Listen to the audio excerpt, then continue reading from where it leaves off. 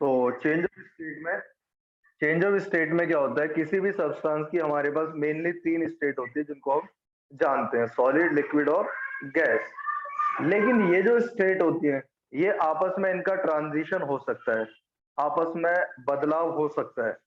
अब वो बदलाव करने के लिए या तो हमें उसे हीट करना पड़ेगा या तो हमें उसे कूल करना पड़ेगा। सही कह रहा हूं ना मैं?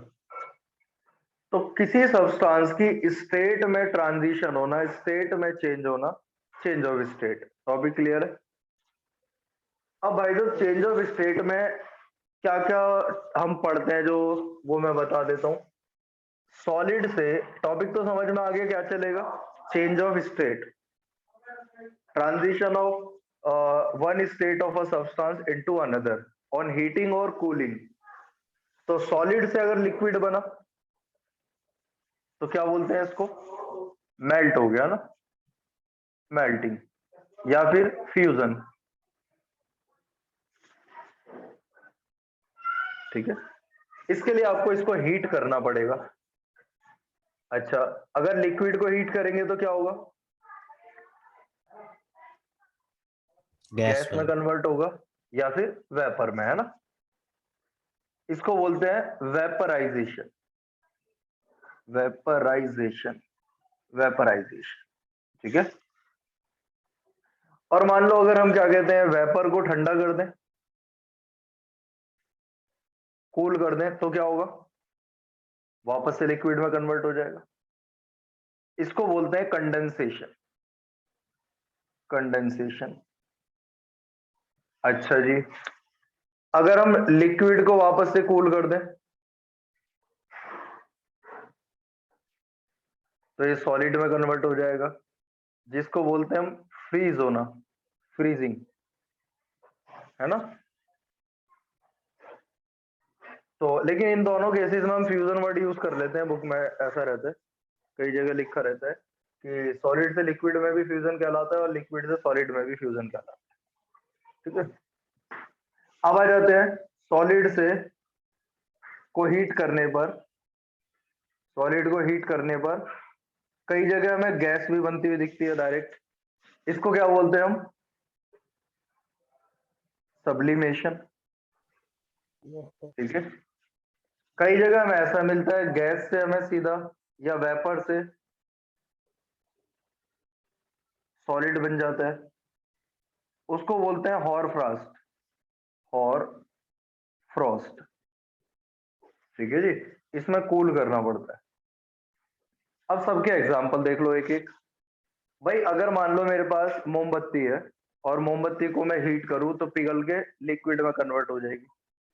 मेरे पास आइस है, बर्फ है, एक कटोरा बर्फ, एक कटोरे बर्फ के नीचे मैंने आग लगा दी, कटोरे के नीचे धीरे धीरे पिघल के पानी बन जाएगी, तो ये मेल्टिंग हो रही है। सही है क्या? मोमबत्ती मेल्ट हो गई, आइस मेल्ट हो गई। ठीक है, किसी लोहे के टुकड़े को गर्म करा, सोने के टुकड़े को गर्म करा, किसी चांदी के टुकड़े को गर्म करा, उसे मेल्ट कर देते हैं, फिर उसको सांचे में डालते हैं, फिर उसकी शेप बनाई जाती है, मूर्ति बनती है। पता है ये बात तुम्हें? Yes sir. फिर लिक्विड से गैस या वेपर बना। सुबह सुबह चाय उबालते हो, चाय के ऊपर भाप दिखती होगी उड़ती उड़ती। एक लीटर दूध रखा था गर्म होने, कम रह गया दूध क्योंकि भाप बन के उड़ गया, जो उसमें पानी था, ये जो है ना लिक्विड था, वेपराइजेशन हो रहा है उसका। फिर आप वो भी देखते हो, जो अपन लोग जो है स्टीम लेते हैं, कई लोग स्टीम बाथ, कई लोग स्टीम लेते हैं, जो काम में आजकल कोरोना वोरोना का वो भी चल रहा है। तो देखते हो ना, स्टीम मशीन होती है, क्या करती है, पानी से ही तो स्टीम बना रही है, लिक्विड से ही तो स्टीम बना रही है हीट करके। फिर होता है वेपर से लिक्विड बनना। तो आप अगर चाय का बर्तन है, चाय उबल रही है, उसके ऊपर ढक्कन रख दो, फिर थोड़ी देर बाद ढक्कन को देखो तो उसमें पानी आ जाता है, कंडेंसेशन हो गया। सही है क्या? जैसे बर्फ की एक बोतल होती है, बर्फ की बोतल के आसपास में पानी इकट्ठा हो जाता है, कंडेंसेशन हो रहा है, क्योंकि बर्फ के आसपास की जो एयर होगी वो ठंडी हो जाती है और लिक्विड में कन्वर्ट हो जाती है, कंडेंसेशन हो रहा है वहां पे भी। लिक्विड से सॉलिड बनाना, बर्फ जमाओगे, गर्मी आ जाएगी तो फ्रीजर में रख के ठंडा करोगे उसे, फिर वो बर्फ जमेगी। सॉलिड से गैस, कपूर जलाते हैं घर में, धूपबत्ती जलाते हैं, अगरबत्ती जलाते हैं, तो इनसे क्या होता है सीधा उसमें कन्वर्ट हो रहा है बिना लिक्विड स्टेट में। सब्लिमेशन हो गया। सर्दियों में क्या होता है, जो कश्मीर वगैरह या जो ऐसे बाहर की कई कंट्रियां हो गई जहां पर टेम्परेचर रात में बहुत माइनस में चले जाता है, तो वहां पर क्या होता है, जो एयर में मॉइस्चर होता है वो मॉइस्चर फ्रीज होके स्नो डस्ट बन जाता है। स्नो डस्ट बन जाता है। तो कई बार आपने देखा होगा पेड़ों पे जो है परत जम गई पतली सी बर्फ की। वो कहाँ से आई? वो ऐसे आई ना कि जो रात ओस भी तो फिर वो गिरती है तो वो बनती है, कंडेंसेशन हो गई तो गिरती है। देखे ना, जैसे स्टीम होती है, धूप धूप पड़ी, जैसे आज धूप पड़ी तो वो जो था पानी थोड़ा इवेपोरेट हो गया, ऊपर चला गया। फिर उसके बाद ठंडक हुई रात को, तो वही जो वेपर बने थे कंडेंसेशन हो गए, बूंद के फॉर्म में गिर जाते हैं नीचे। सुना है ना ये सब बातें या नहीं? जैसे यस सर। हमारे बर्फ का यस जैसे सर। फ्रीज का जो बर्फ वाला फ्रीजर होता है, उस फ्रीजर वाले हिस्से में कई बार बर्फ जम जाती है अंदर। क्यों? क्योंकि जब हम उसको खोलते हैं या बंद करते हैं बार बार, तो उसमें हवा जाती है, और वो जो हवा होती है उसके अंदर के टेम्परेचर की वजह से सॉलिड में कन्वर्ट हो जाती है, स्नो डस्ट बन जाती है उसके अंदर। सही है, इसका स्क्रीनशॉट लो।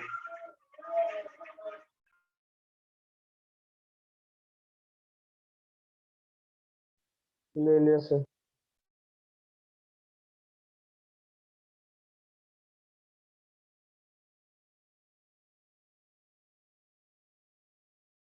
समझ में आ गई सबको चेंज ऑफ स्टेट के बारे में? Yes sir. Yes sir. चलो भाई आगे बढ़ जाते हैं अगले टॉपिक पे।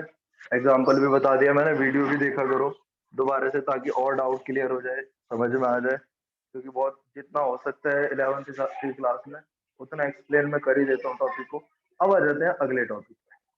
अगले टॉपिक में हम जो बात करेंगे, कुछ छोटी छोटी चीजों की बात करेंगे, melting point, boiling point, latent heat, कुछ नई चीजों के बारे में बात करेंगे। तो देखना जरा, हम बनाएंगे यहाँ पर आइस से स्टीम। बाकी के लिए भी कर सकते हैं, कोई सॉलिड फॉर्म में है उसको पिघला के फिर स्टीम बनानी है तो और के लिए भी करते हैं, लेकिन हम पढ़ इसके लिए रहे हैं ना, प्रैक्टिकली करते हुए हम इसको कॉलेज वगैरह में, स्कूल वगैरह में। तो क्या करा जाता है, एक कॉनिकल फ्लास्क लिया जाता है। इस कॉनिकल फ्लास्क के अंदर नीचे ट्राइपॉड स्टैंड लगाते हैं और एक बर्नर जला देते हैं। ये बर्नर जल रहा है। फिर एक इससे स्टैंड लेते हैं, स्टैंड के ऊपर इसको रख देते हैं। स्टैंड में यहाँ पर क्लैंप लगी होती है, उस क्लैंप में एक थर्मोमीटर फंसा देते हैं और इसमें डाल देते हैं। ठीक है, और फिर इसके अंदर हम जो है बर्फ डाल देते हैं, आइस। ठीक है, अब शुरुआत में हमने आइस का पहले तो हीट शुरू में तो देंगे नहीं, बर्फ डाल के उसके अंदर थर्मोमीटर डाला और थर्मोमीटर के अंदर हमने टेम्परेचर नाप लिया कि भाई अपनी अभी टेम्परेचर ये है शुरुआत में। तो जाहिर सी बात है, आप भी इमेजिन कर सकते हो कि शुरुआत में जो मेरा थर्मोमीटर होगा वो माइनस में टेम्परेचर दिखा रहा होगा। तो ये हीट है यहाँ पर क्यू जो सप्लाई कर रहे हैं, और यहाँ पर वाई एक्सिस में टेम्परेचर है। ठीक है, इन डिग्री सेल्सियस। अरे मुंह से बोल नहीं रहा है तुम लोग, क्या हो गया? Yes sir. ठीक है, यस सर। तो शुरुआत में हमारा टेम्परेचर कैसा होगा? नेगेटिव होगा, सब मानते हैं ये बात तो। Yes sir. इसका मतलब यहाँ पर कहीं रहा होगा, है ना, नीचे टेम्परेचर ऊपर पॉजिटिव नीचे नेगेटिव। अब मैंने हीट देना स्टार्ट किया, माइनस में टेम्परेचर जो भी है ना, यहाँ से स्टार्ट होता है। अभी अपने पास बर्फ है, यहाँ पे आइस है, आइस। अब हमने यहाँ पर बर्नर चालू कर दिया, बर्नर चालू करा और थर्मोमीटर में बिल्कुल आंख गड़ाई हुई है कि भाई रीडिंग देखते रहेंगे क्या बदलाव आ रहा है। तो हम लगातार हीट दे रहे हैं यहाँ से। तो हीट दे रहे हैं तो मैं क्या देख रहा हूँ, टेम्परेचर बढ़ता जा रहा है, बढ़ता जा रहा है, बढ़ता जा रहा है, बढ़ता जा रहा है, बढ़ता जा रहा है, बढ़ता जा रहा है, बढ़ता जा रहा है, बढ़ता जा रहा है, बढ़ता जा रहा है, और बढ़ता जा रहा है, बढ़ता जा रहा है, बढ़ता जा रहा है, और जीरो हो गया। माइनस से बढ़ते बढ़ते बढ़ते जीरो हो गया टेम्परेचर, ये 0 डिग्री सेल्सियस। जैसे ही हमारी आइस, अभी कौन है हमारे पास, आइस फॉर्म में है, वो आइस है। जैसे ही आइस का टेम्परेचर 0 डिग्री सेल्सियस पहुंचा, तो मैंने जब कॉनिकल फ्लास्क पे नजर मारी तो मेरे को कुछ पानी दिखाई दिया, थोड़ा सा पानी नजर आना स्टार्ट हुआ, मतलब बर्फ पिघलना स्टार्ट हो गई है। जिस टेम्परेचर पे बर्फ ने सॉलिड स्टेट है ना वो, तो जब वो सॉलिड से लिक्विड में कन्वर्ट हुई, बर्फ आइस वाटर में कन्वर्ट हुई, जिस टेम्परेचर पे वो 0 डिग्री सेल्सियस है, और उसको कहा गया मेल्टिंग पॉइंट। तो जिस टेम्परेचर पे कोई सब्सटेंस की सॉलिड स्टेट लिक्विड में कन्वर्ट होना स्टार्ट हो गई, तो उसको बोला गया उसकी मेल्टिंग पॉइंट अचीव कर लिया इसने।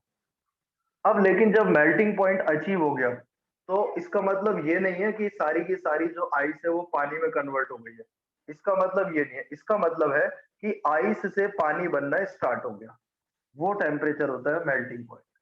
अब मैं क्या देख रहा हूँ कि अब इसके अंदर तो आइस भी है और वाटर भी है कंटेनर में, मैं लेकिन हीट कंटिन्यू देता जा रहा हूँ। लेकिन मैं थर्मोमीटर में एक चीज देखी मैंने, नई चीज गजब, और वो चीज ये थी कि थर्मोमीटर अभी भी 0 ही दिखा रहा है, थर्मोमीटर अभी भी 0 ही दिखा रहा है, लेकिन बर्फ पानी में बदलती जा रही है, बर्फ पानी में बदलती जा रही है। तो कुछ इस तरीके से बनाया फिर ग्राफ का, मतलब यहां से यहां तक की रेंज के लिए क्या हो रहा है, टेम्परेचर कांस्टेंट है, 0 ही है।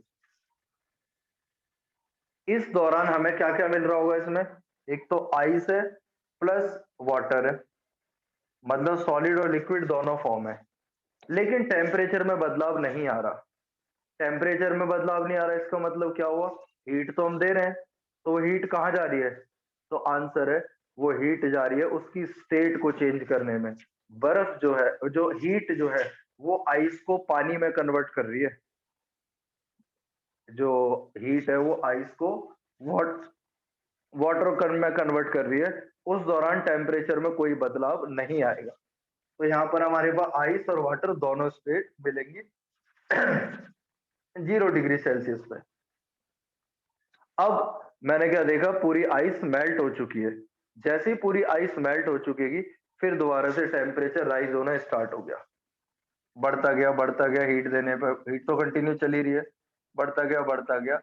अब मैंने थर्मोमीटर में नजर मारी और मेरे को थर्मोमीटर में रीडिंग दिखाई दी 100 डिग्री सेल्सियस, 100 डिग्री सेल्सियस। जैसे हमने यहाँ पर क्या है, वाटर है, कन्वर्ट हो चुका है कंप्लीटली, आइस प्लस वाटर जो था, तो वो आइस पूरा वाटर पे कन्वर्ट हो चुका है, तभी टेम्परेचर अब बढ़ेगा। अब ये 100 डिग्री सेल्सियस पर पहुंच गया। जैसे ही मैंने 100 सेल्सियस देखा, तो मेरे को ऊपर भाप बनती हुई दिखाई दी, स्टीम बनती हुई दिखाई दी, समझ रहे हो। पर इसका मतलब ये नहीं है कि सारा पानी स्टीम में कन्वर्ट हो गया, बनना स्टार्ट हो गई जस्ट। जब वो ऐसा हुआ, तब जो टेम्परेचर होगा उसको बोलते हैं क्या, बॉइलिंग पॉइंट।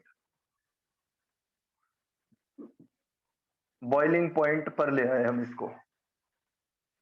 अब क्या देखा मैंने, अब ये देख रहा हूं कि हीट तो लगातार दी जा रही है, लेकिन टेम्परेचर अभी भी 100 ही दिखा रहा है थर्मोमीटर।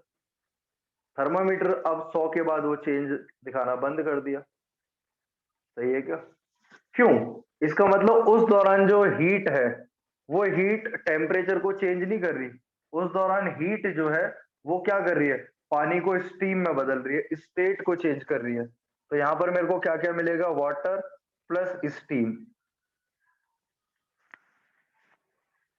फिर जब वो स्टीम बन जाएगा पूरा, फिर टेम्परेचर राइज हो जाएगा, तो यहाँ पर हमें क्या मिलेगी, स्टीम। तो मोर देन 100 डिग्री सेल्सियस पे स्टीम। तो अब एक बात समझो, जब मैं इसको यहां से यहां तक लाया, यहां से यहां तक लाया 0 डिग्री सेल्सियस तक, तब तक आइस थी, लेकिन जैसे ही 0 डिग्री सेल्सियस अचीव हुआ, आइस वाटर में कन्वर्ट होना स्टार्ट हो गई। उस पॉइंट टेम्परेचर को बोलते हैं हम मेल्टिंग पॉइंट। फिर उसके बाद ये मैंने कहा देख रहा हूँ, थर्मोमीटर में देख रहा हूँ रीडिंग टेम्परेचर की। फिर उसके बाद लगातार हीट दिए जा रहे हैं, दिए जा रहे हैं, दिए जा रहे हैं, लेकिन मेरा थर्मोमीटर झूठ बोल रहा है। मेरा थर्मोमीटर कह रहा है अभी भी टेम्परेचर 0 डिग्री सेल्सियस है।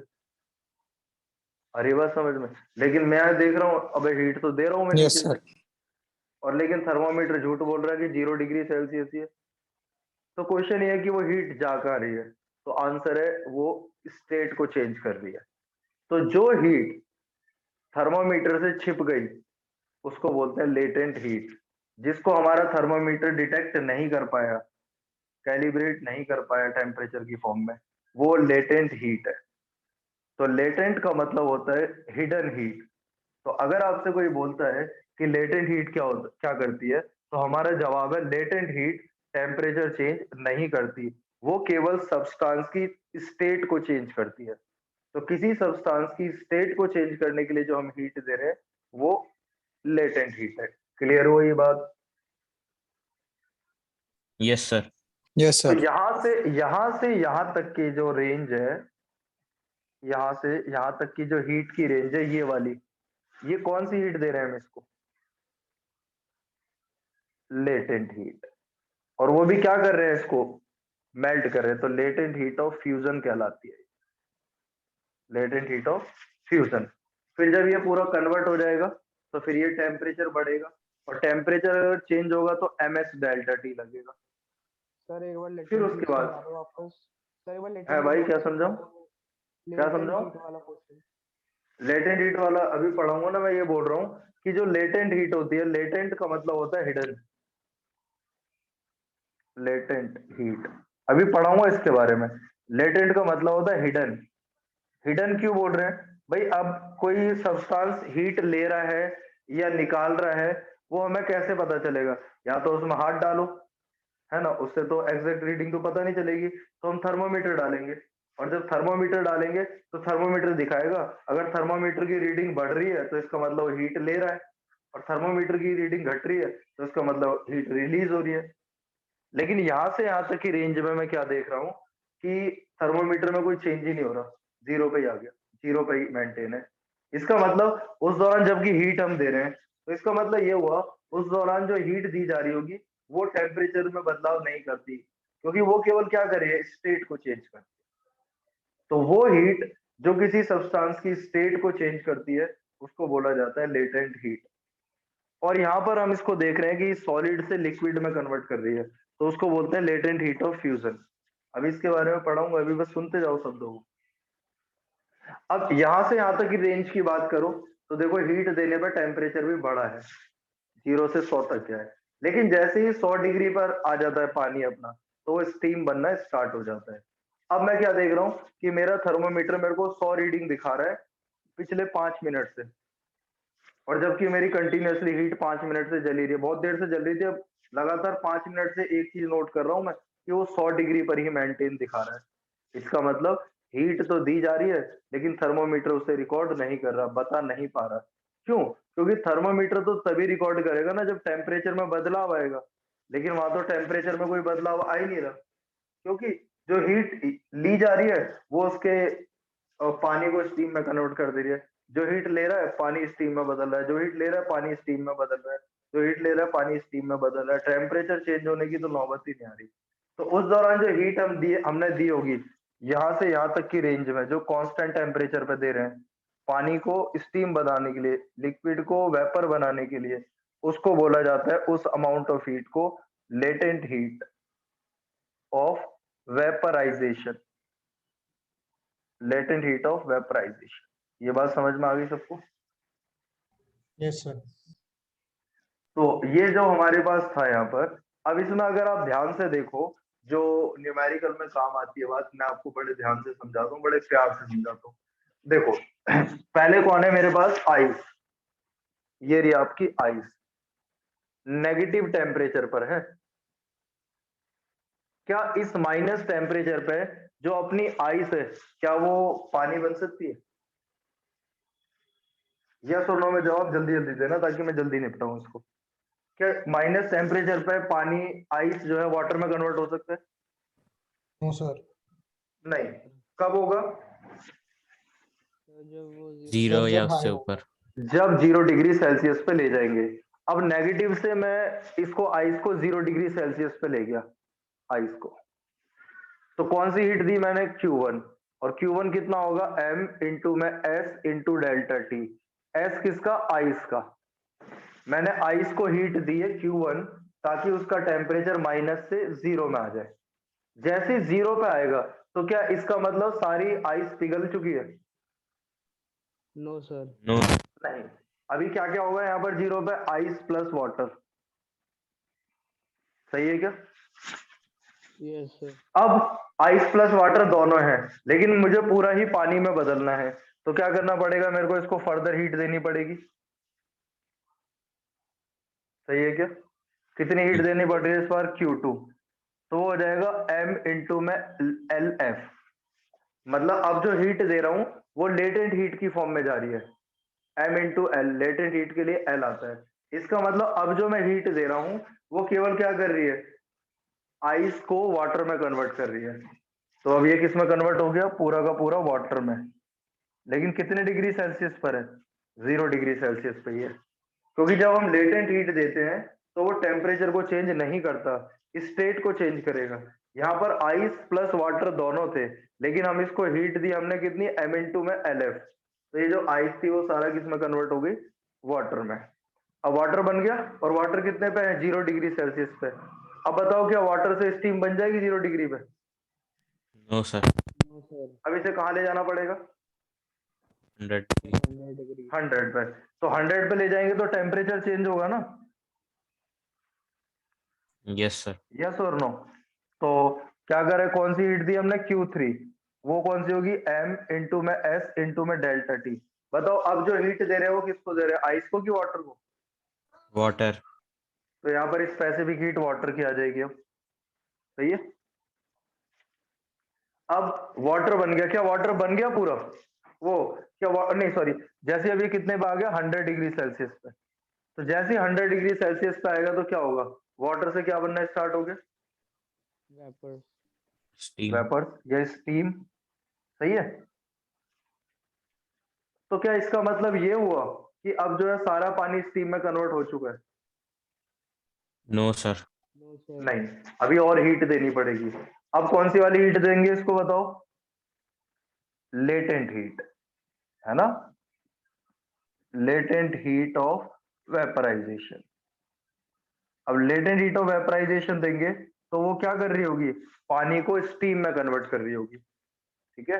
तो अब यहाँ पर ये किस में कन्वर्ट हो जाएगा, स्टीम, 100 डिग्री सेल्सियस। तो हमने क्या करा, आइस से स्टीम बना दी। कितने स्टेप में एनर्जी दी, ये हो जाएगा Q4, तो m इंटू में LV, m इंटू में LV। कितने स्टेप फॉलो करने पड़ते हैं अगर हमें आइस को स्टीम बनाना है तो? 4। 4। क्या क्या सुनो, पहले नेगेटिव से 0 पे लाते हैं, जब नेगेटिव से 0 पे लाते हैं तो आइस जो है पानी में कन्वर्ट होना स्टार्ट हो जाती है। फिर उसको हीट दी जाती है ताकि उसको आइस से वाटर में कन्वर्ट किया जाए। उस दौरान जो हीट दी जाती है उसको बोलते हैं लेटेंट हीट ऑफ फ्यूजन। फिर वो सारी आइस पानी में कन्वर्ट हो जाती है, लेकिन 0 डिग्री पे ही होती है वो। फिर उसको 0 से 100 तक ले जाने के लिए MS डेल्टा T हीट दी जाती है। फिर जब वो 100 पे पहुंच जाता है तो स्टीम बनना स्टार्ट हो जाती है, और जब स्टीम बनना स्टार्ट होती है तो उस दौरान टेम्परेचर 100 डिग्री सेल्सियस होता है। लेकिन हम कंटिन्यूअसली हीट देनी पड़ती है हमें, ताकि उसकी वाटर को सारा किस में कन्वर्ट कर सके, स्टीम में कन्वर्ट कर सके। उस दौरान जो हीट दी जाएगी वो लेटेंट हीट ऑफ वेपराइजेशन होगी। और इस तरीके से 4 प्रोसेस में हम आइस से स्टीम बनाने में यूज करेंगे। मतलब आइस से स्टीम बनाने में ये 4 स्टेप फॉलो होते हैं। इसका स्क्रीनशॉट ले लो भाई।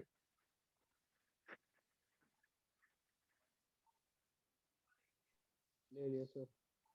तो आदित्य शर्मा भाई, कोई नहीं, रिकॉर्डिंग हो रही है, आप बहुत आराम से तसल्ली से समझाया मैंने 2-2 बार रिपीट करके। तो रिकॉर्डिंग देख लेना, अगर थोड़ा इश्यू रहता है इसलिए तो रिकॉर्डिंग है मेरे भाई। ठीक है, कोई परेशानी की बात नहीं है। आगे जो नए टॉपिक आएंगे वो समझ में आ जाएंगे। इसकी रिकॉर्डिंग देख लेना, एक क्लास की है आज की। आराम से तसल्ली से 2 बार 3 बार आगे पीछे दाएं बाएं करके उसे देख लेना तो समझ में आ जाएगा। अब आ जाते हैं, टॉपिक का नाम है लेटेंट हीट। Latent heat. अब एक बात बताओ, ये कोई सब्सटेंस है जिसका मास m है, और मेरा क्वेश्चन ये है कि अगर मेरे पास 1 किलोग्राम आइस है और 100 किलोग्राम आइस है, किसको पिघलाने के लिए ज्यादा हीट लगेगी, 1 किलोग्राम वाली या 100 किलोग्राम वाली? Kilogram ice sir. है, जल्दी बोलो भाई, 1 किलोग्राम को पानी में 100 कन्वर्ट किलोग्राम। करने के लिए ज्यादा 100 किलोग्राम वाली। जाहिर सी बात है, जितना 100 ज्यादा किलोग्राम। अमाउंट में सब्सटेंस होगा उतनी ज्यादा हीट की रिक्वायरमेंट होगी स्टेट बदलने के लिए। तो heat supplied is directly proportional to mass. Proportionality का साइन हटेगा, कांस्टेंट आ गया एल, तो आ गया क्यू का formula m into L. L is called latent heat. Latent जो वर्ड है, लेटेंट का मतलब होता है हिडन। अब इसको हिडन क्यों बोलते हैं, इसकी कहानी क्या है, सिंपल सी है। क्योंकि हम लोगों को किससे पता चलेगा कि कोई सब्सटेंस ने हीट ली या निकाली, वो पता चलेगा उसके टेम्परेचर को देख के। और वो टेम्परेचर कहाँ देखोगे, थर्मोमीटर में।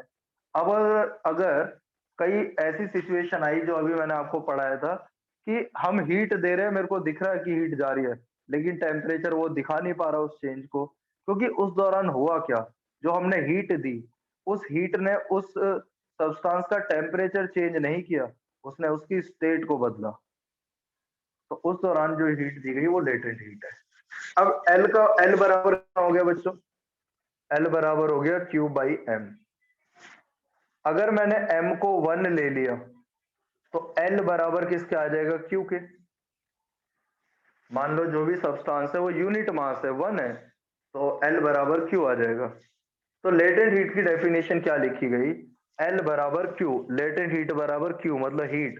तो amount of heat required, amount of heat required to change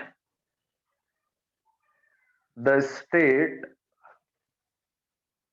of a unit mass substance. किसी यूनिट मास वाले सब्सटेंस की स्टेट को बदलने के लिए जो हीट दी जाती है, मैं और अच्छा लिख दूं, एट कांस्टेंट टेम्परेचर, और अच्छा लिख दिया। तो amount of heat required to change the state of a unit mass substance at constant temperature. Constant temperature रहेगा, उस दौरान जो हम हीट दे रहे हैं वो केवल टेम्परेचर को, वो स्टेट को चेंज करेगा। और स्टेट बदलने वाली हीट लेटेंट हीट होती है। कोई बच्चा इसकी यूनिट बताएगा एल की, तो यूनिट होगी जूल पर केजी। या फिर अगर सीजीएस यूनिट लिखते हो तो सीजीएस यूनिट हो जाएगी कैलोरी पर ग्राम, कैलोरी पर ग्राम। इसके बाद लेटेंट हीट दो प्रकार की होती है, दो फॉर्म में पढ़ते हैं इसको, दो चीजों में पढ़ते हैं। लेटेंट हीट दो प्रकार से पढ़नी होती है हमें मात्र। एक होता है लेटेंट हीट ऑफ फ्यूजन, एक होता है लेटेंट हीट ऑफ वेपराइजेशन। तो latent heat of fusion and latent heat of vaporisation. Latent heat of fusion कब यूज करनी है, जब हम किसी सब्सटेंस को सॉलिड से लिक्विड में कन्वर्ट करते हैं, तो लेटेंट हीट ऑफ फ्यूजन चाहिए। और अगर किसी सब्सटेंस को लिक्विड से वेपर में बदलना है तो लेटेंट हीट ऑफ वेपराइजेशन लगेगी। जो हीट है उसकी अमाउंट को बोल रहे हैं लेटेंट हीट। तो लेटेंट हीट ऑफ फ्यूजन क्या हो गया, amount of heat required to change solid state to liquid state of a unit mass substance। बाकी आपको पता है eight constant temperature, eight constant temperature. तो किसी यूनिट मास, 1 किलोग्राम या 1 ग्राम, यूनिट मास सब्सटेंस को सॉलिड से लिक्विड में बदलने के लिए हमें जो हीट देनी पड़ेगी वो लेटेंट हीट ऑफ फ्यूजन है। लेटेंट हीट ऑफ वेपराइजेशन आप खुद लिखोगे, क्या लिखोगे, amount of heat required to change liquid state to vapour state of a unit mass substance at constant temperature. Clear है क्या? सर। और आपको एक ये याद रख लेना, अगर याद हो जाए, latent heat of fusion LF होता है और latent heat of vaporisation LV होता है, और latent heat of vaporisation for water 540 calorie per gram होता है, और latent heat of fusion for ice 80 calorie per gram होता है। तो कहने का मतलब ये कि अगर मेरे पास 1 ग्राम पानी है तो 540 कैलोरी हीट चाहिए उसको पूरा स्टीम बनाने के लिए, और अगर मेरे पास 1 ग्राम आइस है तो 80 कैलोरी हीट चाहिए उसको पानी बनाने के लिए। सही है क्या? Yes, sir.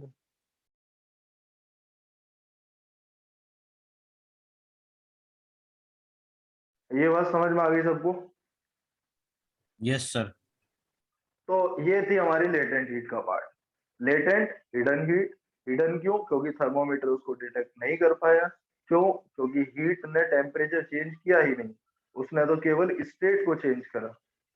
अगर सॉलिड से लिक्विड बनाया तो latent heat of fusion, liquid से वेपर बनाया तो लेटेंट हीट ऑफ वेपराइजेशन।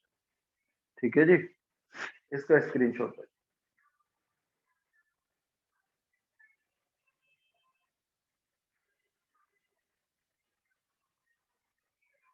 ले लिया सर। ठीक है, गर्म पानी दे दो। चलो भाई, अगला है हमारे पास, टॉपिक का नाम है melting point and boiling point.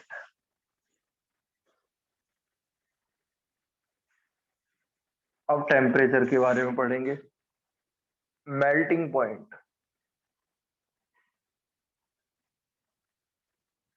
And boiling point. तो मेल्टिंग पॉइंट और बॉइलिंग पॉइंट क्या होते हैं? MPBP जिसको शॉर्ट में भी लिखते हैं। अगर कोई सब्सटेंस सॉलिड फॉर्म में है, और आप उसको हीट दे रहे हैं, अगर कोई सब्सटेंस सॉलिड फॉर्म में है और आप उसको हीट दे रहे हैं, ठीक है, अगर कोई सब्सटेंस सॉलिड फॉर्म में है और आप उसको हीट दे रहे हैं, तो जिस टेम्परेचर पे वो सॉलिड से लिक्विड में कन्वर्ट होना स्टार्ट हो जाएगा,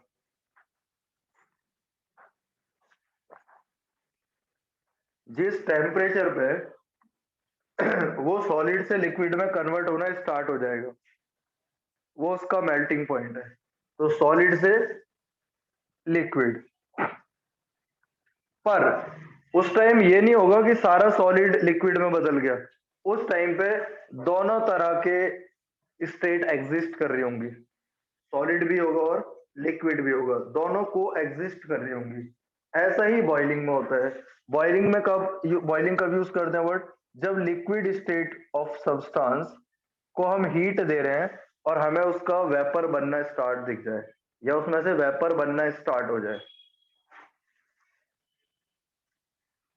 लेकिन इसका मतलब ये नहीं है कि इस टेम्परेचर पे सारा लिक्विड वेपर बन गया।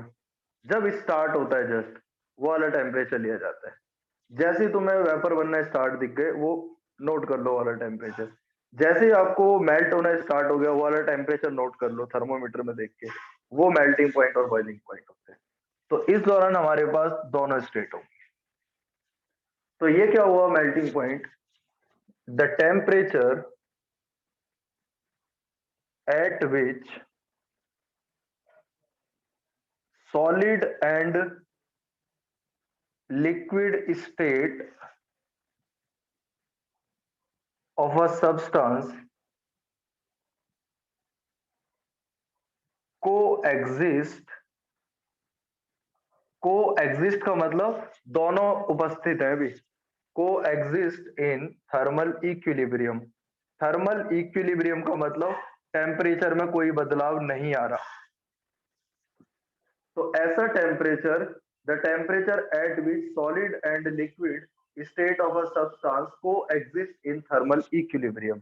आपको याद रखना है, हमें रीडिंग कब नोट करनी है? स्कूल में प्रैक्टिकल होगा या कॉलेज में होगा तो हमें याद रखना है जस्ट जब ट्रांजिशन होना स्टार्ट हुआ है, जब स्टेट में बदलाव होना स्टार्ट हुआ है, तब टेम्परेचर लिया जाता है। समझ गए ना? थर्मामीटर पड़ा ही रहता है उसके अंदर। और जब जैसे तुम्हें ट्रांजिशन होना दिखाई दे, तुरंत रीडिंग नोट कर लो कि भाई ये रहा इसका मेल्टिंग पॉइंट निकल गया। बॉइलिंग पॉइंट निकालना है किसी का, तो उसको लिक्विड वाली रखो कंटेनर में, नीचे से हीट दो, थर्मामीटर डला हुआ है, देखते रहो देखते रहो, जैसे ही वेपर्स बनना स्टार्ट हो जाए लिख दो ये रहा टेम्परेचर, ये इसका बॉइलिंग पॉइंट है। समझ गए ये बात? तो ये वाला आप खुद लिखेंगे boiling point, the temperature at which liquid and vapour state of a substance को एग्जिस्ट, दोनों स्टेट को एग्जिस्ट कर रही हैं लेकिन इन थर्मल इक्विलिब्रियम, अर्थात टेम्परेचर में कोई बदलाव नहीं हो रहा। क्लियर है क्या मेरी बात? मैं भाई तुम बोलते नहीं यार, पता नहीं कैसे हो गए हो तुम। मैं तुम्हारे लिए अरे इतना नहीं सर, अलग से सुन रहे हैं बैच सुन रखा रहे हैं। हुआ है, अलग से पढ़ा रहा हूँ, अलग से टाइम दे रहा हूँ, उसमें भी तुमसे मुंह से बोला नहीं जा रहा है। अरे नहीं नहीं भाई, सुन रहे हैं सुन रहे हैं। बोल दिया करो भाई, तुम्हारे टाइम तुम्हारे पे नहीं है, लेकिन फिर भी मैंने इस चक्कर में पूरा एडजस्ट कर रहा हूँ, पूरा कॉपरेट करके चल रहा हूँ। जिस टाइम पे बोल रहे हो उस टाइम पे क्लास रख रहा हूँ, अलग से बैच ले रहा हूँ, फिर भी नहीं बोलोगे तो भाई, अगर सोबिया अगर ऐसा है ना भाई, तो तुम ठीक है, आगे तुम फ्यूचर में ऐसे शर्माते रहोगे या ऐसे ही रहोगे आलसी। जो बंदा एक्टिव होके नहीं पढ़ सकता 1 घंटा, वो फ्यूचर में क्या करेगा खुद जान सकते हो तुम। चलो भाई, अब मैं तुमसे बोलूंगा भी नहीं इफेक्ट ऑफ मेल्टिंग पॉइंट, की तुम बोलो या नहीं बोलो। इफेक्ट ऑफ प्रेशर, जिसको बताना है बताना, नहीं बताना खुश रहो। On melting point, effect of pressure on melting point, इसका मतलब क्या कि मेल्टिंग पॉइंट में क्या बदलाव आएगा अगर हम प्रेशर बढ़ाते हैं। तो पहले तो आपको याद रखना है, प्रेशर बढ़ाने पर मेल्टिंग पॉइंट कम हो जाता है। अगर आप प्रेशर बढ़ाएंगे तो मेल्टिंग पॉइंट कम हो जाएगा, ये हमने पाया। जैसे एक समझने के लिए मैं आपको बता दूं, एट नॉर्मल प्रेशर, मतलब एटमॉस्फेरिक प्रेशर की बात करो, eight normal pressure melting point of ice is 0 degree Celsius. But if we increase the pressure, melting point reduces. कम हो गया, कुछ भी हो सकता है, लेकिन मैं अपने नॉलेज से ऐसे रैंडम वैल्यू रख दे रहा हूं कि मान लो -5 डिग्री सेल्सियस हो गया, रटनी नहीं है ये वैल्यू, रैंडमली कुछ भी हो सकता है। अभी रुको, तो भाई ये बात समझ में आ गई? तो एट नॉर्मल प्रेशर, जी जो भैया। हम atmospheric pressure, melting point of ice is 0 degree Celsius होता है, लेकिन अगर हम इंक्रीज कर देंगे प्रेशर तो वो रिड्यूस हो जाएगा, पहले ही मेल्ट होना स्टार्ट हो जाएगी। अब क्या हुआ इसका मतलब? इसका मतलब ये कि जो आइस 0 डिग्री पे जाके मेल्ट होती थी, अब वो -5 डिग्री सेल्सियस पे भी मेल्ट हो रही है। एक रैंडम टेम्परेचर रख दिया मैंने, इसका मतलब ice can be melt at this temperature. जबकि एक नॉर्मल आइस का टुकड़ा जो एटमॉस्फेरिक प्रेशर पर है, वो 0 डिग्री सेल्सियस पे ही मेल्ट करेगा, लेकिन वो आइस का टुकड़ा जिस पर एक्स्ट्रा प्रेशर लगाया हुआ है, वो पहले ही मेल्ट करना स्टार्ट कर देगा। समझ गए क्या? Yes sir. इसके साथ वाली डेफिनेशन खुद जी लिखना। सर। अब ये बात समझ में आ गई हमें। अब इसका एविडेंस क्या है, ऐसा होता है नहीं होता है? बहुत सिंपल सा एविडेंस है, घर में भी किया जा सकता है। 2 आइस के टुकड़े लो, एक को बिल्कुल ऐसे ही रखो खुले हाथ पे, एक को मुट्ठी में बंद करके रखो, फील करो खुद कि जो मुट्ठी में बंद है वो जल्दी मेल्ट हो गई, और जो खुले हाथ में वो देर में मेल्ट हो गई। क्यों? क्योंकि आपने जबरदस्ती करके उसको पिघलने पे मजबूर कर दिया। जब आपने उसको दबाया, उसमें प्रेशर लगाया, उस बेचारी का मेल्टिंग पॉइंट कम हो गया।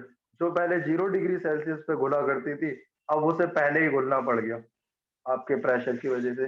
लेकिन जो आपके सीधे वाले उल्टे वाले हाथ में है, वो तो भाई साहब अपना मस्त है, कोई प्रेशर नहीं है, आजाद है, तो वो एटमॉस्फेरिक प्रेशर में ही है भी, तो वो क्या करेगी, 0 डिग्री सेल्सियस पे ही मेल्ट होगी। ये बात समझ में आई?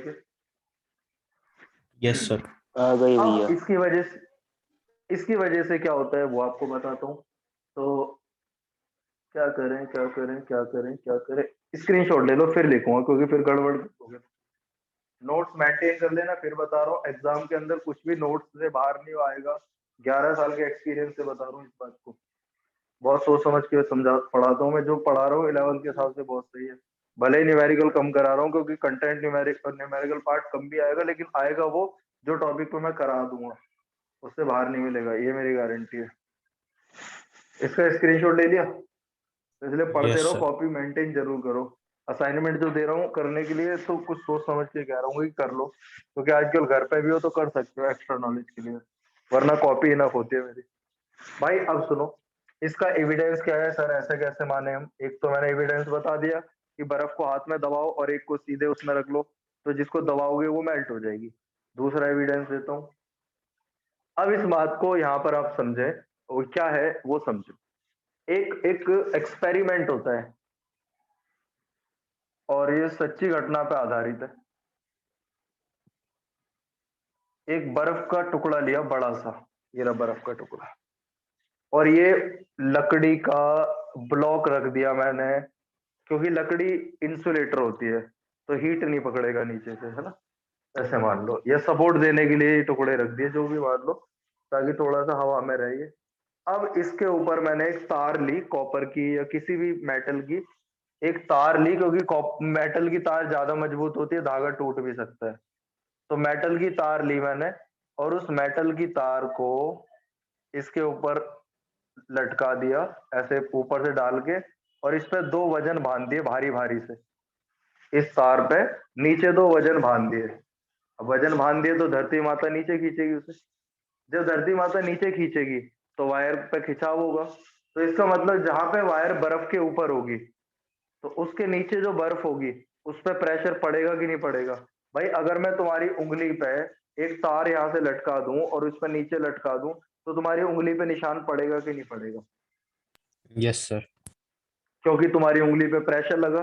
पूरी उंगली पे पड़ेगा या जहां रस्सी धागा धागा था केवल वहीं पड़ेगा? जहाँ धागा होता सही है ना? तो धागे के नीचे प्रेशर होगा कि नहीं होगा, बोलो? ऐसे यहाँ पर है।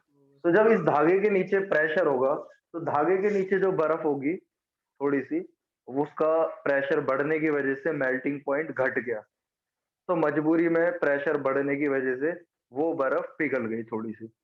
और जैसे ही वो बर्फ पिघली तो ये तार थोड़ी नीचे आ जाएगी, क्योंकि बर्फ पिघल के पानी बन जाएगी, और पानी तो इसको तार को रोक ही नहीं पाएगा, तो ये तार थोड़ी नीचे आ जाएगी। ये नीचे खिसक के आ गई।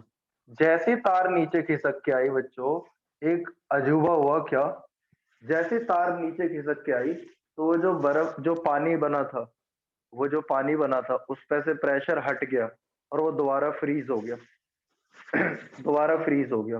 क्यों? क्योंकि भाई इसका मेल्टिंग पॉइंट तो था 0 डिग्री सेल्सियस, लेकिन प्रेशर लगा के हमने -5 पे ही मान लो मेल्ट करा लिया उसको। अब वो मेल्ट हो गई प्रेशर के अंडर, लेकिन जैसे ही प्रेशर उस पर से हटा वो दोबारा से रीफ्रीज हो गई, क्योंकि वो जो पानी था वो -5 डिग्री पे है, और -5 डिग्री पे तो जमना ही था उसको दोबारा। अब फिर क्या हुआ? फिर ये अब इस वाली वायर के नीचे जो थोड़ी बर्फ होगी उस पर प्रेशर बढ़ा, नीचे वाली पे, तो वो मेल्ट हो गई। जैसी वो मेल्ट हुई, पानी में कन्वर्ट हुई, वायर थोड़ी और नीचे खिसक गई धीरे धीरे। और जैसी वायर नीचे खिसकी तो जो ऊपर पानी बना था, जो ऊपर पानी बना था वो दोबारा से रीफ्रीज हो गया। Yes, फिर इसके वायर के नीचे वाली आइस जो है उस पर प्रेशर बढ़ा, उस प्रेशर के बढ़ने की वजह से मेल्टिंग पॉइंट कम हो गया, बर्फ पिघली थोड़ी सी। जैसी बर्फ पिघली वैसे ये तार थोड़ी नीचे आ गई। ऐसे करके धीरे धीरे धीरे धीरे धीरे करके ये जो पूरी वायर है ये नीचे गिर जाएगी। ये जो वायर है क्या होगी, पूरी नीचे गिर जाएगी। आ गई बात समझ में? ये जो वायर थी ये पूरी नीचे गिर गई है, और ये वायर जो नीचे गिर गई, लेकिन बर्फ अभी भी जुड़ी हुई है। समझ में आया कुछ? Yes sir. बर्फ अभी भी जुड़ी हुई है, क्योंकि यहाँ पर दो काम एक साथ हो रहे हैं। प्रेशर बढ़ने की वजह से आइस मेल्ट हो रही है, लेकिन प्रेशर रिलीज होते ही वो दोबारा रीफ्रीज हो जा रही है। ये जो फिनोमिना होता है साइंस में इसको बोलते हैं रिजिलेशन। क्या बोलते हैं इसको? रिजिलेशन। ठीक है। सर बोर्ड तो पे कर लो। रिजिलेशन की, हाँ, तो रिजिलेशन की वजह से क्या हुआ? रिजिलेशन की वजह से क्या हुआ? तो जैसे हमने प्रेशर बढ़ाया तो आइस का मेल्टिंग पॉइंट कम हो गया और वो मेल्ट हो गई। जैसे उस पर से प्रेशर रिलीज हुआ वो दोबारा से लिक्विड वापस से फ्रीज हो गया। ऐसा जिस फिनोमिना की वजह से होता है उसको रिजिलेशन कहते हैं। रिजिलेशन फिनोमिना की वजह से ही हम लोग जो है स्केटिंग कर पाते हैं, आइस स्केटिंग। तो जब आइस स्केटिंग होती है वो रिजिलेशन फिनोमिना की वजह से ही पॉसिबल होती है। क्या होता है वहां पर, जब आप किसी स्केटिंग बोर्ड पे खड़े होते हैं तो वो जो स्केटिंग बोर्ड है उसको प्रेशर लगता है बर्फ पे, आइस से, आइस पे स्केटिंग बोर्ड कर रहे हैं, आइस स्केटिंग। तो आइस के ऊपर जो जिस स्केटिंग बोर्ड पे हम खड़े हैं उसके वजह से जो इसके नीचे आइस होगी स्केटिंग बोर्ड के, उस पर प्रेशर पड़ेगा। अगर उस पर प्रेशर पड़ेगा तो मेल्टिंग पॉइंट कम हो गया आइस का और वो थोड़ा पिघल गई। और जैसे ये पिघलेगी तो इसके नीचे पानी हो जाएगा थोड़ा सा, और पानी होने की वजह से फिसलन हो जाएगी इस बर्फ पे। और जैसी फिसलन होगी तो ये आगे फिसलेगा। जैसे ये आगे जाएगा, जैसे ये स्केटिंग बोर्ड आगे जाएगा, जो पीछे पानी बना था प्रेशर बढ़ने की वजह से वो रीफ्रीज हो जाएगा, दोबारा से जम गया वापस से रीजिलेशन की वजह से। फिर जो नीचे वाला होगा वो मेल्ट कर जाएगा, पानी बनेगा, फिर ये फिसलन हो जाएगी, तो ऐसे फिसल पाते हैं। तो स्केटिंग तभी पॉसिबल है क्योंकि जो स्केटिंग बोर्ड होता है उसके नीचे कुछ आइस जो है ना पिघल के पानी बन जाती है, जिससे वहां पर फ्रिक्शन कम हो जाता है और चीजें फिसलने लगती है। आ गई बात समझ में? Yes sir. और जैसे ही ये आगे जाएगा स्केटिंग बोर्ड, उस पर से प्रेशर रिलीज हो गया तो वो पानी जो बना था प्रेशर बढ़ने की वजह से वो दोबारा रीफ्रीज हो जाता है। कौन सा फिनोमिना की वजह से, क्या बोलोगे? Due to रीजिलेशन। सर एक ठीक है बार इसका बोर्ड पे नाम लिख दो। भाई, अभी लिखूंगा ना, मैं पहले समझा दूं। अभी कई बार नाम बोल तो रहा हूं मैं, डेफिनेशन लिखूंगा बाकायदा मैं तरीके से, पर थोड़ा बता दूं पहले कि ऐसा ऐसा होता है इसकी वजह से, है ना? ठीक है, तो क्या आंसर लिखोगे? रीजिलेशन। अच्छा, आपने कभी देखा हो, कभी ऐसी जगह में जाओ जहां पर स्नोफॉल हो रहा है, अब बंदे मजे करते हैं वहां पर, बर्फ के गोले बनाते हैं। अब बर्फ के गोले कैसे बन पाते हैं? रेत के तो नहीं बन पाते। अगर सूखी रेत होगी तो दबाओगे खुलते ही वैसी फैल जाएगी। रेत का नहीं बन पा रहा, बर्फ के बन जाते हैं। इसलिए बन पाते हैं, जो हम स्नो डस्ट होती है उसको जब मुट्ठी में बंद करते हैं और उसको दबाते हैं थोड़ा सा, तो उस पर प्रेशर लगने की वजह से उस स्नो डस्ट के कुछ पार्टिकल्स मेल्ट हो गए। और जैसे ही वो मेल्ट हुए, है ना, पानी बन गया थोड़ा सा। अब जैसे ही आप प्रेशर रिलीज करते हो वो दोबारा से जम जाते हैं, और जब जम जाएंगे दोबारा से वापस से तो शेप मेंटेन कर लेते हैं जो आपने उसको दी है। सही है गलत है भाई? Yes sir. है ना? तो अगर पेपर में कोई पूछ ले तुमसे कि भाई तुम जब जो बर्फ होती है उसके गोले कैसे बना पाते हो, उसको गोल शेप में कैसे कर पाते हो, तो बोलना क्योंकि जब हम उसको दबाते हैं तो प्रेशर बढ़ने की वजह से उसको मेल्टिंग पॉइंट कम हो जाता है, जिसकी वजह से थोड़ी सी बर्फ मेल्ट हो जाती है, और जैसे ही प्रेशर रिलीज करते हैं वो दोबारा उस शेप में फ्रीज हो जाती है। ठीक है, और दो बर्फ के टुकड़े ले लो, और अच्छा करना है घर में ही कर सकते हो ये तो। दो बर्फ के टुकड़े लेना मयंक भाई, दो आइस क्यूब ले लो। दोनों आइस क्यूब को आपस में कांटेक्ट में रखो, चिपकाओ आइस क्यूब है, दोनों आइस क्यूब को आपस में चिपकाओ और थोड़ा सा दबा दो उसको, थोड़ा सा दबा दो उसको। जैसे ही आप दबाओगे तो जहां प्रेशर पड़ रहा होगा दोनों के बीच में, ऐसे दबाओगे ना प्रेशर पड़ेगा, तो उस प्रेशर की वजह से जहां पर ये कांटेक्ट है थोड़ी सी आइस मेल्ट हो गई, पानी बन गया। तो जैसे ही आपने प्रेशर रिलीज करा वो पानी दोबारा से जम गया तो वो टुकड़े जुड़ गए। सही है क्या? आप करके देखना, दो बर्फ के टुकड़ों को आपस में कांटेक्ट में रख के दबा देना और प्रेशर हटाओगे, दोनों चिपके हुए मिलेंगे आपको। क्लियर है ये बात सबको? Yes sir. तो यहाँ पर जो फिनोमिना यूज हो रहे हैं वो सारा है रीजिलेशन। रीजिलेशन का मतलब होता है, री मतलब होता है दोबारा, हिंदी में बोलूं तो, और जिलेशन मतलब फ्रीज होना, दोबारा फ्रीज होना। री मतलब रिपीट जैसे बोलते हैं ना दोबारा, और जिलेशन मतलब फ्रीज होना, दोबारा फ्रीज होना। तो देखना, when pressure is increase on ice, it start to melt होने स्टार्ट होगी, and when pressure is removed, then it refreezes. This phenomena is called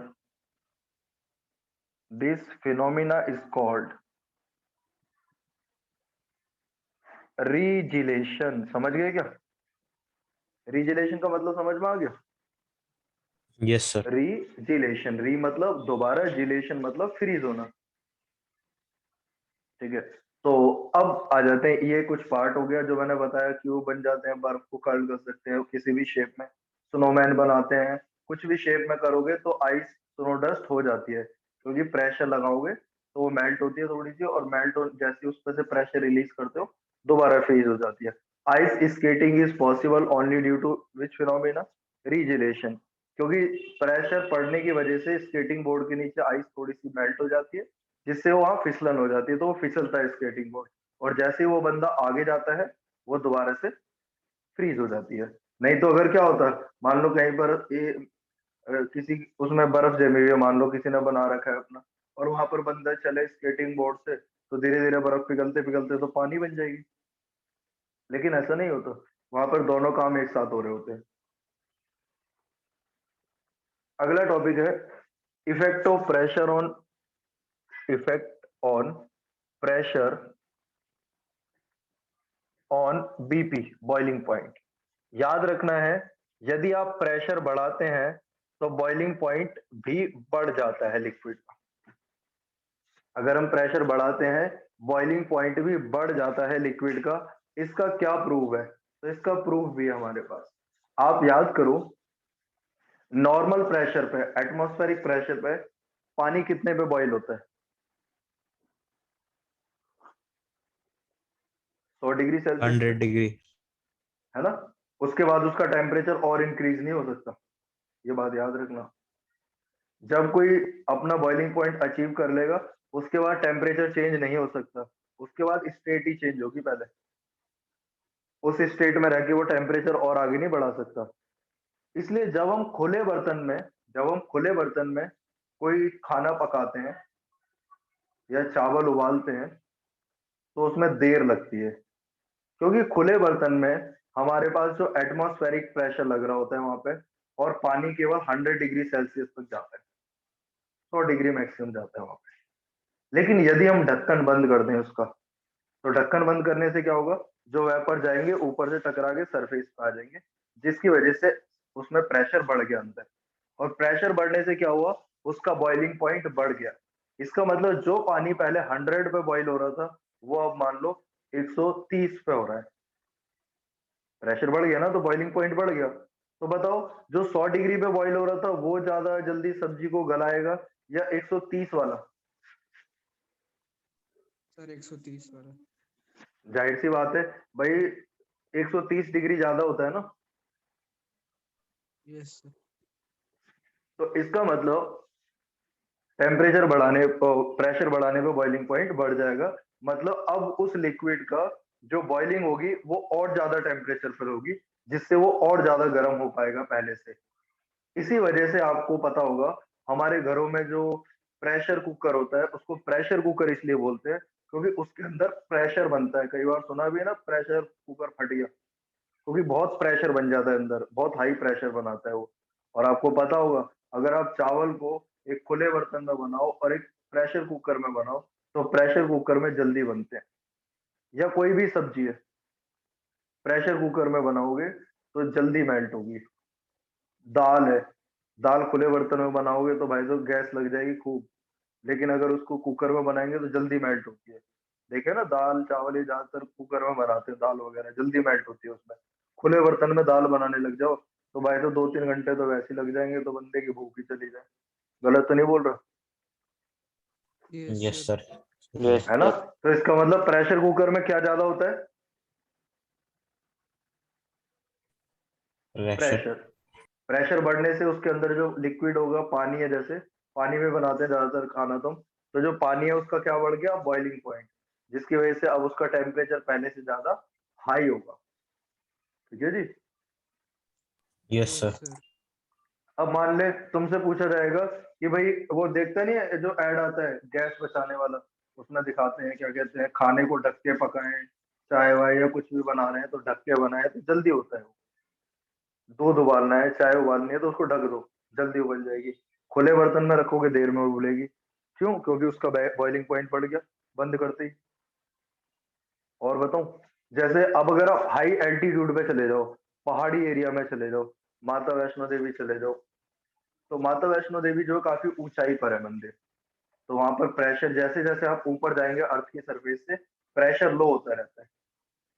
तो अगर वहाँ लो प्रेशर है तो वहां पर अगर हमें दाल या चावल बनाने हैं तो हम खुले बर्तन में नहीं बनाएंगे, हम बनाएंगे हमेशा प्रेशर कुकर में। प्रेशर कुकर में क्यों बनाओ? क्योंकि प्रेशर कुकर में इसलिए बनाओ क्योंकि वहां पर हाई एल्टीट्यूड की वजह से एटमॉस्फेरिक प्रेशर लो हो गया, और एटमॉस्फेरिक प्रेशर लो हो गया तो बॉइलिंग पॉइंट वहां पर पानी का कम हो गया। अगर पानी का बॉइलिंग पॉइंट मान लो 80 डिग्री हो गया, इमेजिन कर लो, प्रेशर कम होने की वजह से, तो इसका मतलब अब हमारा वहां पे जो पानी है वो 80 डिग्री तक गर्म होगा केवल। सही है कि गलत है? यस सर यस सही है। सर। जिससे दाल चावल जो बनाएगा या जो सब्जी बनाएगा जल्दी नहीं गलेगी, देर में गलेगी। लेकिन हाँ, अगर वो प्रेशर कुकर में बनाए तो भाई साहब वही टाइम लगेगा, क्योंकि प्रेशर कुकर अपना काम दिखाएगा। तो जब भी मैं वहां गया हूँ, या तुम लोग भी याद रखें, हाई एल्टीट्यूड पे जाते हैं तो खुले में खाना नहीं बनाना चाहिए, खुले बर्तन में, हमेशा क्लोज्ड बर्तन में बनाना चाहिए। दाल चावल या आजकल भाई सोबिया सर्दी चल रही है, मान ले चिकन बनाना है, बकरा बनाना है, ये सब बनाना है, नॉन वेज जो खाता है वो बंदा क्या करेगा? खुले बर्तन में बनाएगा तो भाई तो आधी गैस खत्म हो जाएगी, क्योंकि ये वह थोड़ी हार्ड चीजें हैं जो देर में मेल्ट होंगी। और अगर हाँ कुकर में बनाए तो जल्दी मेल्ट हो जाएगी। क्यों? क्योंकि कुकर के अंदर पानी का बॉइलिंग पॉइंट बढ़ गया, अब पानी 100 डिग्री से ज्यादा पे गर्म हो रहा है। सही है भाई? Yes yes. सर। तो आज की क्लास में क्या सीखा? खाना बनाओ तो ढक के, है ना? Yes sir. हाँ जी सर। हाँ ये बात। तो भाई आपका जो था, दो तीन पार्ट है इस चैप्टर में। पहला पार्ट था आपका वही जो हमने पढ़ा था, एक्सपेंशन वाला, है ना? एक पार्ट था ये हीट वाला, कैलोरीमेट्री वाला सारा पार्ट, और चेंज ऑफ स्टेट सारा। एक आएगा थर्मल कंडक्शन, कन्वेक्शन, रेडिएशन, ये सारा पार्ट बचा हुआ है हमारा। आगे बात समझ में सबको? तो ये हमारा यस। अगली क्लास में होगा। और